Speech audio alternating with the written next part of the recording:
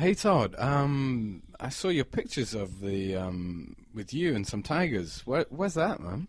Well, that was at a place in Southeast Asia, and it was in Thailand actually. Right. Yeah, it was pretty cool. I was a bit dubious of it. I mean, I saw the little advertisement, Hmm. Tiger World or Hmm. Tiger Zoo or whatever it was, and I went and took a tuk-tuk out there and checked it out, and it was pretty cool. How are the tigers treated within the zoo, the Tigerland? Well, it was actually quite weird in that it was like a zoo, but you can go in and like touch the tigers and be around Oh, the tigers. Yeah, wow. and so they seem to have a pretty big area to roam around. Mm. And I guess they had a pretty good life.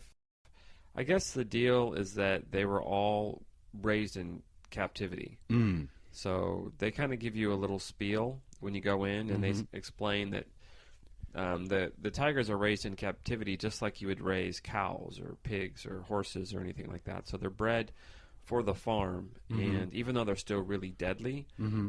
basically, that's why they're there. It's because they were bred to be there. Bred to entertain. Yeah, kind of. It's a bit odd. You do feel a little strange because you figure that they're tigers and they should be out in the wild. Mm. But then again, it's an opportunity for people to actually see these beautiful things. Mm. Yeah, Um, it's an opportunity. I guess it's an opportunity also to learn about these creatures which would only really be found in the wild. right. Ah, okay. Wow. I mean, those you're really close to those tigers, Todd. I mean, how did you feel? Were you scared? Actually, yeah. I mean, it's a little unsettling. Even with the little babies, you figure, well, or the young ones that they are still quite big. Mm. When they lie down on the ground, the full length of their body, even for a young tiger, is about the size of a human. Wow. And you realize that they could eat anything, so it is a bit scary. Yeah, you could have been eaten at any point. Well, it definitely crosses your mind. You ask them about that because that naturally everybody's worried about security, safety, and they say that their deal is that they know the tiger's behavior down cold, and that they know that as long as they feed the tigers early in the morning Hmm. and then they feed them again at night, then during the day they just want to lay and sleep. They have no desire to go hunting or anything like that. So that's why they're actually safe to be around in the afternoon hours. Um, So they're very like placid by that point. right. And they also say that because the tigers are born in captivity, that they're used to being around humans from birth.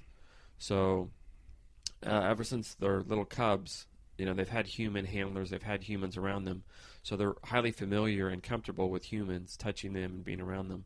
So that's how they can, allow people to be around them and keep it safe. But it still does cross your mind.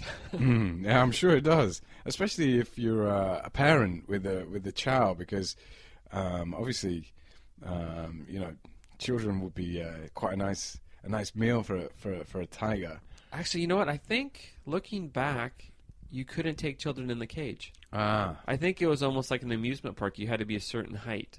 So they didn't want you to be. They didn't want anything small that would just be too tempting for the tiger. yeah. Although that seems kind of strange because there was really small, petite women that were going in the cage. I see. So there's not that much of a difference, is there? Not, I don't suppose so. I guess if it's based on height, but